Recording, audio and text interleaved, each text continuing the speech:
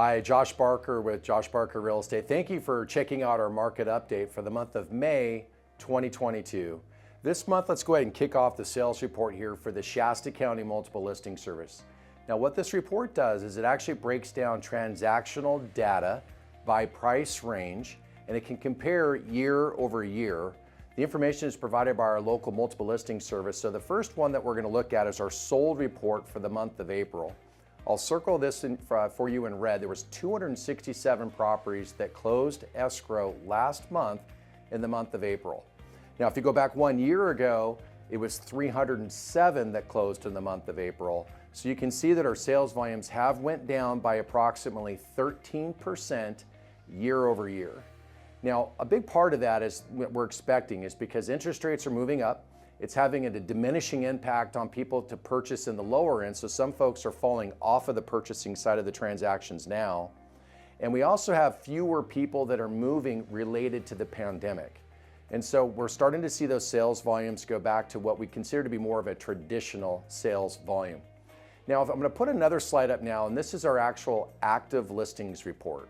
I'll also circle this in red for you. There was 586 properties that are active for sale here in the multiple listing service. If you go back 1 year ago, we had approximately 466.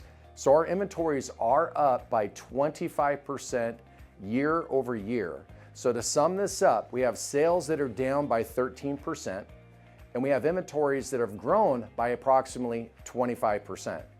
Now, the good news for homeowners is that our inventories are still low enough that it's considered to be still a seller's market. Our absorption rate, and I'll circle this for you right now, is averaging 1.95 months supply, just about 2 months. And what that means is that if no other listings came up for sale, it would take an average of 2 months before we sold off 100% of the existing home inventory. Now, in reality, new listings are coming to the market all the time. But this definitely shows us that inventory right now is still tight.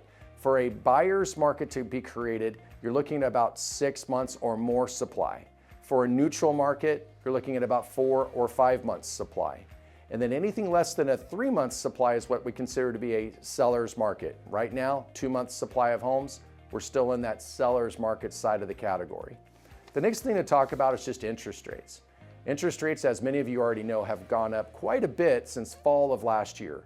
Right now, the average 30-year mortgage is averaging just over 5.5%, which is up from about 2.75% that was available in the fall of 2021. So as rates have gone up, it's having an impact on a buyer's purchasing power. Keep in mind, for every 1% that the mortgage interest rate increases, it has an impact on a buyer's purchasing power by up to 10%. Now, this month, in the month of May, the Federal Reserve has announced that they anticipate they're going to be raising the interest rates again. We're expecting anywhere between 0.5% and maybe slightly higher. Now, as that interest rate increases, we have the expectation, based on what all the experts are saying, that the mortgage rates are likely going to be around 6%, perhaps even a little higher, by the end of this month. So a lot of attention right now is being put on that 30-year mortgage interest rate to figure out what that's going to be doing, what that's going to look like. The next thing to look at is just home price expectations. We have a lot of questions that are obviously asking around what is the pricing of home going to do in the future. Well, one of the headwinds we know we're up against is the fact that interest rates are going up, which has an impact on buyers' purchasing power. The other thing that we have to be watching for is what inventory does. If rates go up quickly, and home inventory also goes up really quickly, it could have an impact not only on appreciation, but the overall value of homes together. Now, if interest rates go up at a more modest pace and inventory grows at a more modest pace, then we could expect home pricing to stay somewhat stable going between now and the end of summer. Currently, the projections by most of the experts, and I'll share with you this on that screen, is that we're averaging of just over 6% is what the expectation is for home prices going forward. Over the rest of 2022.